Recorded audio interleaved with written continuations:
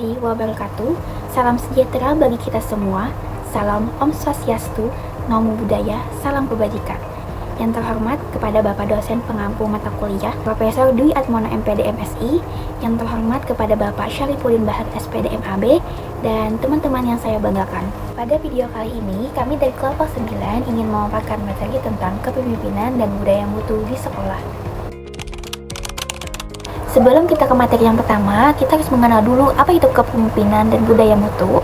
Kepemimpinan dalam pendidikan adalah kemampuan seorang pemimpin, khususnya kepala sekolah, untuk mempengaruhi, membimbing, dan juga menggerakkan warga sekolah dalam mencapai tujuan bersama.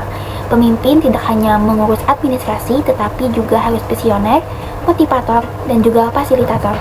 Sedangkan budaya mutu adalah nilai, sikap, dan kebiasaan bersama yang berorientasi pada perbaikan berkelanjutan.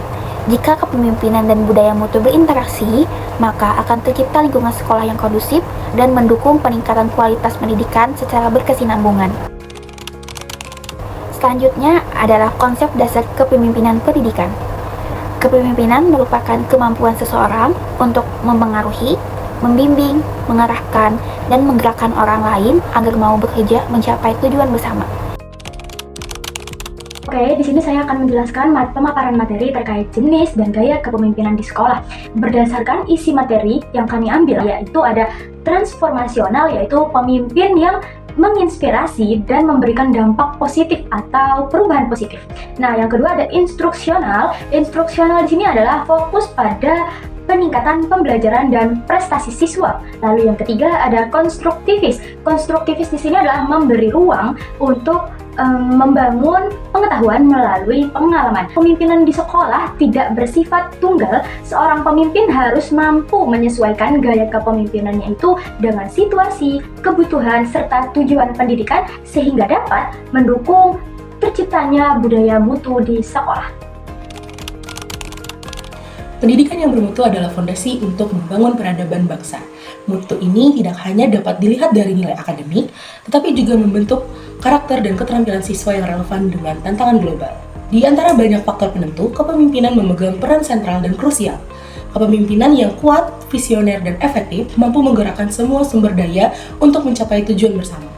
Tanpanya, program peningkatan mutu seringkali terhambat dan tidak terarah. Pertama, peran kepemimpinan kepala sekolah. Kepala sekolah adalah motor penggerak utama. Tugasnya adalah mengelola dan mendayagunakan semua sumber daya sekolah, terutama guru, untuk mencapai tujuan pendidikan. Seorang kepala sekolah yang tangguh harus menjadi pemimpin yang mampu mempengaruhi, menginspirasi, dan juga membimbing. Untuk itu, pemerintah telah menetapkan standar kualifikasi khusus seperti gelar S1 atau D4, pengalaman mengajar minimal 5 tahun dan maksimal 56 tahun saat diangkat. Kedua, peran profesionalisme guru. Guru adalah ujung tombak proses pembelajaran dalam kriteria sekolah efektif. Kepemimpinan guru dalam pembelajaran adalah kunci keberhasilan siswa. Guru yang profesional tidak hanya mengajar, tetapi juga membimbing, mengevaluasi, dan mengkomunikasikan dengan masyarakat. Mereka adalah teladan yang langsung berinteraksi dengan siswa setiap hari. Yang ketiga, peran partisipasi masyarakat dan orang tua. Partisipasi masyarakat bukan hanya keikutsertaan fisik, tetapi juga melibatkan pemikiran, tenaga, dan keterampilan.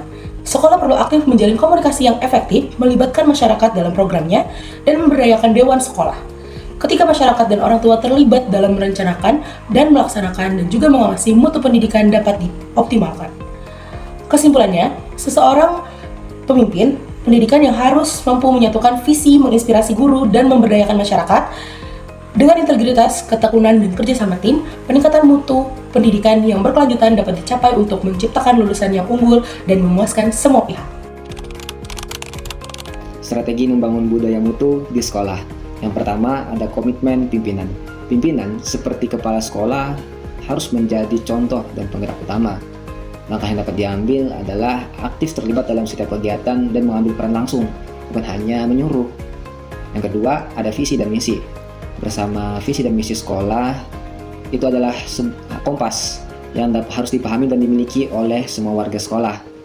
Langkah yang dapat diambil adalah melibatkan seluruh elemen di sekolah untuk diskusi dan menyepakati visi dan misi bersama.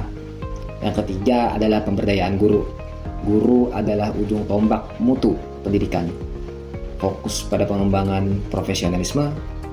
Langkah yang dapat diambil adalah pelatihan rutin seperti MGMP ataupun IHT serta menerapkan sistem mentoring antar guru. Tantangan dan solusi dalam membangun budaya mutu yang ada di sekolah. Yang pertama itu, jumlah peserta didik yang sedikit, dana BOS terbatas, program sekolah yang masih minim. Jadi solusinya itu dengan mengadakan promosi sekolah dan kerjasama komunitas untuk menambah siswa atau siswi.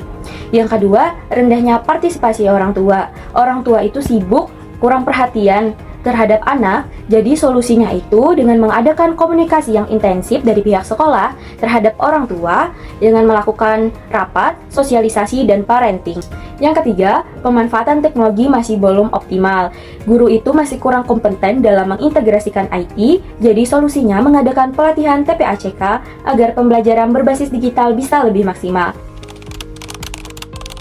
Selanjutnya, kesimpulan dari materi ini adalah budaya mutu sekolah lahir dari kepemimpinan yang visioner dan kolaborasi seluruh warga sekolah. Strategi yang tepat, dukungan orang tua, serta pemanfaatan teknologi dapat mengatasi berbagai tantangan. Dengan komitmen bersama, budaya mutu akan terwujud dan mutu pendidikan meningkat secara berkelanjutan.